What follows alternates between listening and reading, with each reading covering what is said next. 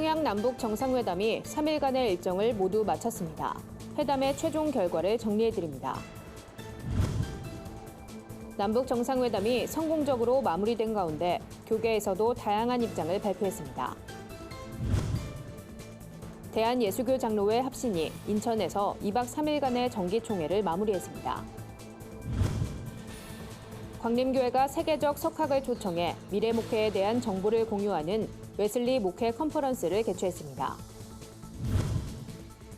오늘 뉴스리포트에선 발달장애인 생애 주기별 종합대책을 살펴보고 전문가와 가족의 목소리를 들어봅니다. 1951년 한국전쟁 고아 1,500여 명과 폴란드 선생님들의 감동적인 실화를 담은 영화 폴란드로 간 아이들이 10월 스크린에 오릅니다. 안녕하십니까. 구티비 뉴스입니다. 문재인 대통령과 김정은 위원장이 세 번째로 만났던 평양 남북 정상회담이 모든 일정을 마쳤습니다. 이번 회담에선 김정은 위원장이 처음으로 비핵화를 언급했다는 점이 눈길을 끌었는데요. 회담의 최종 결과를 정리했습니다. 홍희연 기자입니다. 남북 정상의 평양 공동선언은 보다 구체적이고 명확한 표현들을 담아냈습니다. 먼저 김정은 위원장은 처음으로 비핵화를 뜻하는 문구를 직접 읽어내려갔고, 조선 반도를 핵무기도 핵 위협도 없는 평화의 땅으로 만들기 위해 적극 노력해 나가기로 확약하였습니다. 문재인 대통령은 남북 간 교류와 협력을 발전하기로 했다는 내용의 합의문을 강한 어조로 전했습니다. 교류와 협력을 더욱 정대시키기로 하였고, 민족 경제를 균형적으로 발전시키기 위한 실질적 대책을 만들어 나가기로 했습니다. 양국 정상은 정상회담 마지막 날 오전 백두산을 깜짝 방문해 함께 산책을 즐기기도 했습니다. 김정은 위원장의 제안에 문재인 대통령이 응하면서 이루어진 건데, 이 자리에선 자유로운 백두산 관광이 이루어지길 바란다는 이야기가 오갔습니다. 이후 문재인 대통령 내외는 모든 일정을 마치고 서울행 비행기에 올랐습니다. 남북 정상회담은 국내뿐 아니라 해외에서도 흥미로운 반응을 보였습니다.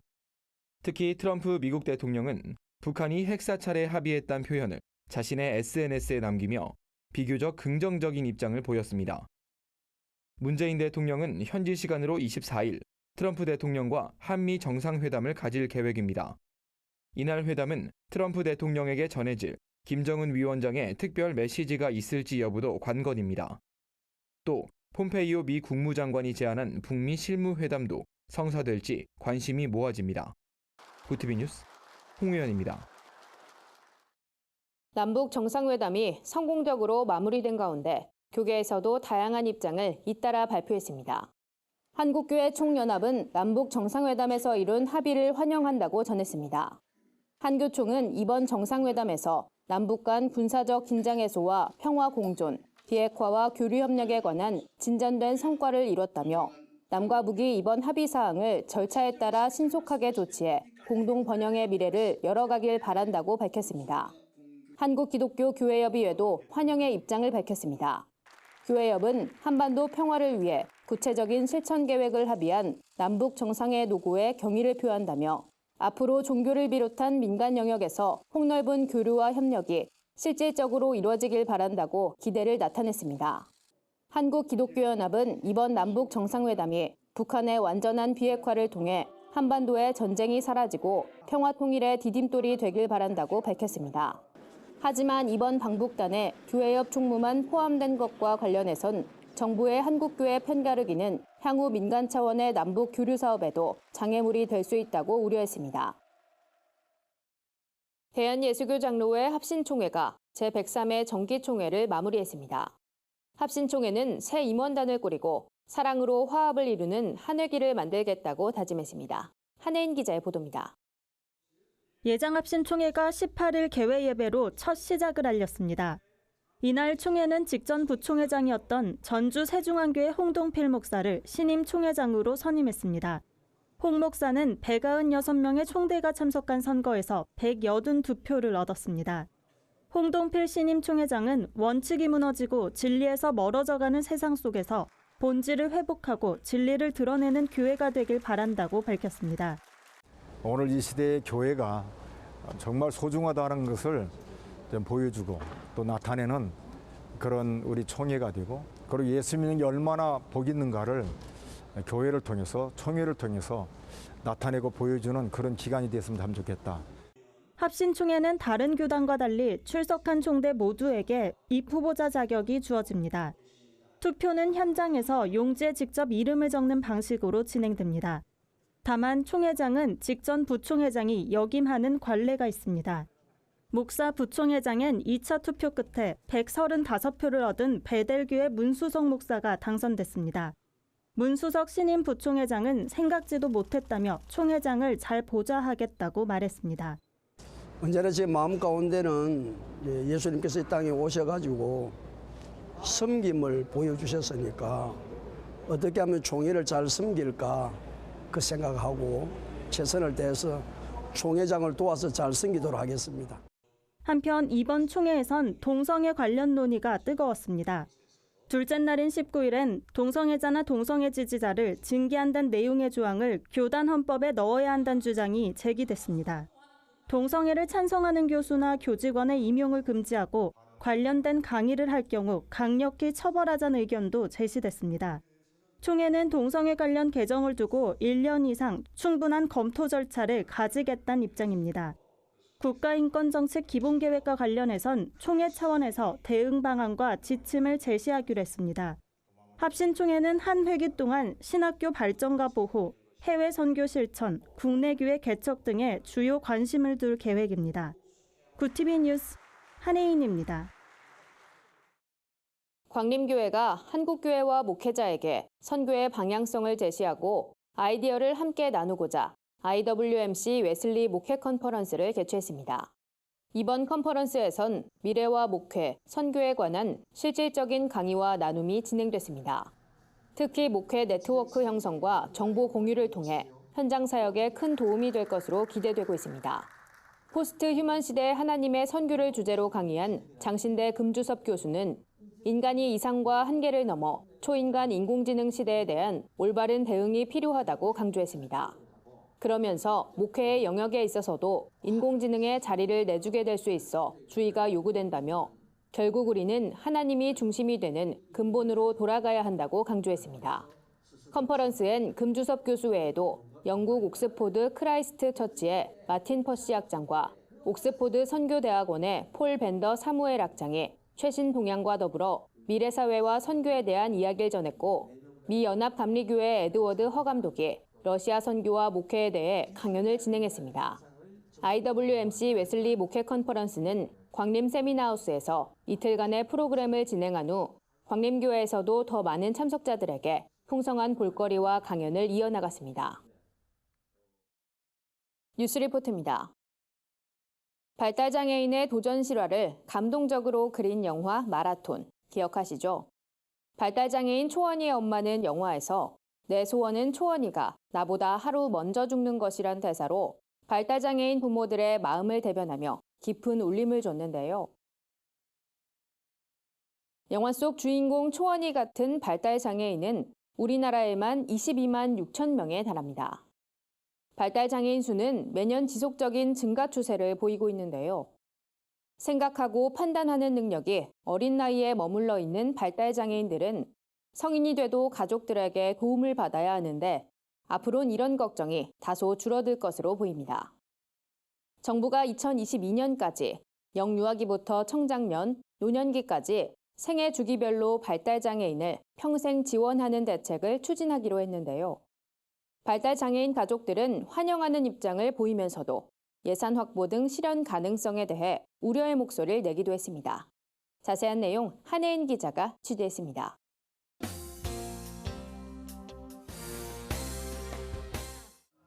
발달장애인 생애주기별 종합대책은 생애주기에 걸쳐 10대 과제와 24개 세부 과제로 구성됐습니다. 먼저 발달장애 조기 진단 강화를 위한 정밀검사 지원 대상이 1,000명에서 7,000명으로 확대됩니다. 통합유치원은 한 곳에서 17곳으로, 특수학교는 174개 교에서 197개 교로 확대됩니다. 특수학급과 특수교육 교원도 늘어납니다. 또 청소년기를 위한 방과 후 돌봄 서비스가 신설됩니다. 발달장애인의 취업과 고용을 위해 발달장애인 훈련센터를 늘린다는 내용도 포함됐습니다.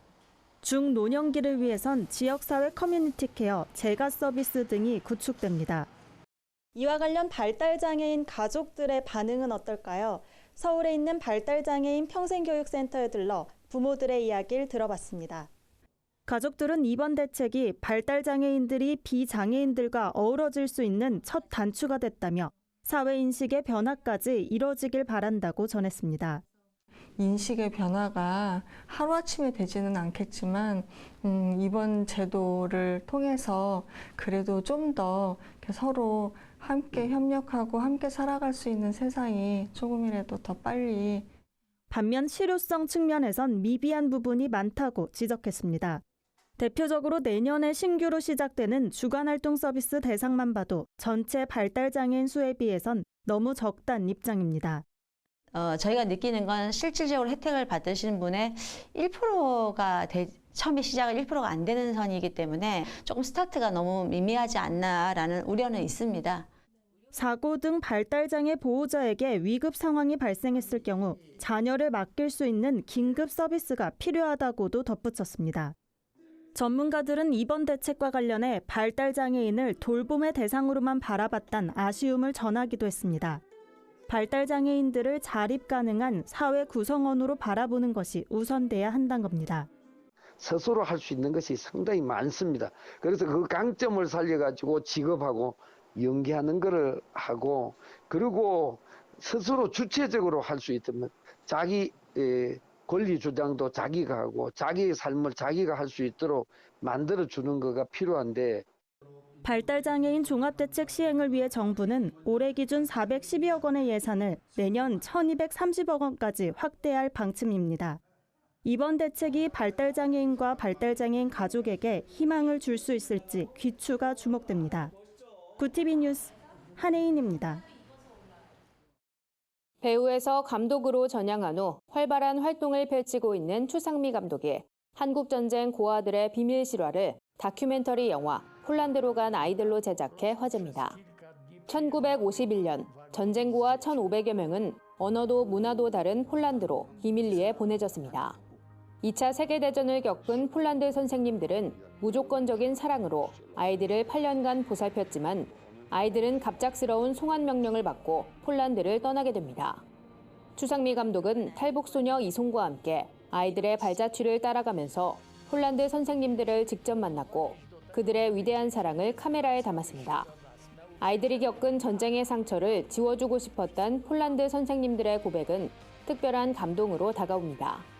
특별히 이번 영화는 수많은 전쟁 고아를 태우고 폴란드로 향하는 기차 등 당시의 모습이 담긴 흑백 필름이 함께 공개돼 관객들에게 더 깊은 울림을 선사할 예정입니다. 역사 속 어디에도 기록되지 않은 비밀 실화, 다큐멘터리 폴란드로 간 아이들은 오는 10월 30일에 개봉됩니다.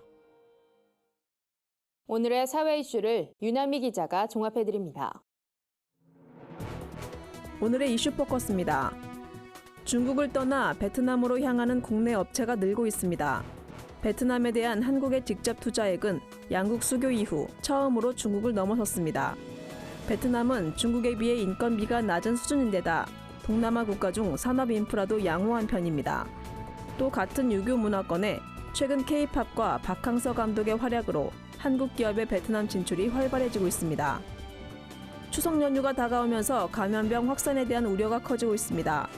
성묘와 벌초가 집중되는 가을철엔 진드기를 매개로 한 중증 열성 혈소판 감소 증후군과 쯔쯔 가무시증을 조심해야 합니다.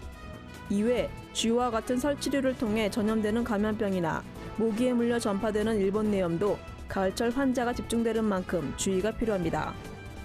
개농장에 갇히거나 버려진 강아지를 구하고 치료한다는 명목으로 후원금을 받아 챙긴 동물보호단체 대표가 경찰에 붙잡혔습니다. 서울 중랑경찰서는 A씨가 2016년 단체 설립 후 9,800만 원의 후원금을 모아 이 중 800만 원만 실제 강아지를 치료하거나 구하는 데 쓰고 나머지는 개인적 용도로 사용했다고 밝혔습니다. 구TV 뉴스 윤화미입니다. 주요 단신입니다. 교육부가 총신대학교에 15명의 임시이사를 선임했습니다. 이들은 대학 교수 8명, 변호사 3명, 회계사 1명, 한국대학교육협의회 사무총장 1명 등으로 구성됐습니다. 이에 따라 총신대는 임시이사들이 교육부 처분 사항들을 신속하게 이행해 주길 바란다며 이런 과정 속에서 총신의 신학적 정체성도 굳건히 지켜달라고 전했습니다. 서울신대 교수협의회가 노세영 총장 퇴진을 촉구하는 성명을 발표했습니다. 이들은 교육부의 대학 기본 역량 진단평가에서 서울신대가 진단 제외대학으로 나와 입학 정원을 감축하고 정부 지원을 받을 수 없으며 매년 10억 원의 재정 손실이 예측된다고 밝혔습니다. 이어 이런 위기는 노세영 총장의 오판과 미숙함에 있고 책임지려는 모습도 보이지 않는다며 노 총장이 물러나야 한다고 주장했습니다. 국세청이 종교인 소득신고를 간편하게 할 수 있도록 돕는 종교인 소득신고 전산 시스템을 개통했습니다. 국세청은 이 시스템을 사용하면 세무신고에 익숙하지 않아도 쉽게 신고할 수 있도록 각종 공제 금액만 입력하면 연말정산세액이 자동 계산된다고 전했습니다. 크리스찬 메모리얼 파크가 오는 23일부터 25일 오산리 최자실 기념 금식기도원과 추모공원 방문객들을 위해 무료 셔틀버스를 운행합니다. 배차는 1시간 간격으로 추모공원과 정발산역에서 운영되며 금촌역에서 중간 승하차가 가능합니다. 추석 당일엔 추모 음악회도 열립니다. 이상으로 뉴스를 마칩니다. 구TV 뉴스는 인터넷 신문 데일리 굿뉴스를 통해서도 보실 수 있습니다. 시청해주신 여러분 고맙습니다.